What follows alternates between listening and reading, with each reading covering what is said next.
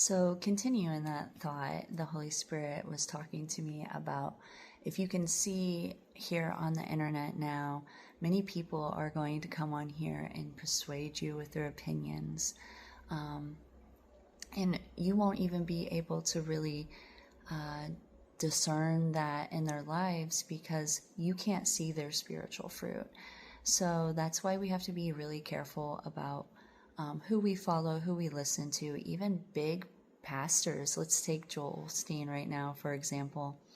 I think right now the Spirit is showing me that we are in a time where the sheep and the goats are being separated, where people that are using God to benefit their lives, their fleshly desires, are being separated from the people who are in their closet being intimate with God, really pursuing God's will for their lives instead of what their blueprint is for their life and asking God to bless them.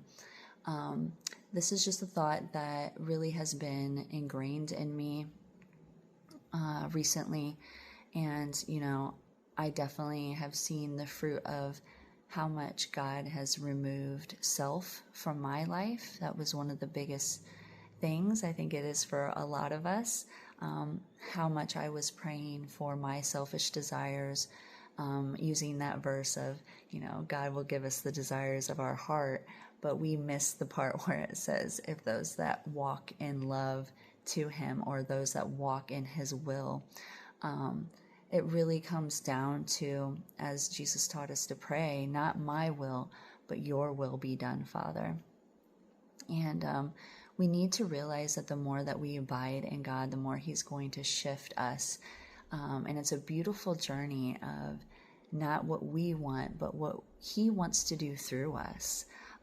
And in that devotional that we were talking about, Paul responded with a reminder that the test of the kingdom citizens' authenticity was not of persuasive words, but of spiritual power in their life. And that's what we're seeking. That's what we're going for. That's what we need to acknowledge is that transformation in a person's life. That's how we can see the fruit of the Spirit, that joy, peace, love, steadfastness. That's what we're talking about when we are talking about Christianity and how Jesus wants us to walk. He wants us to reflect Him, not a better us, but just straight Jesus.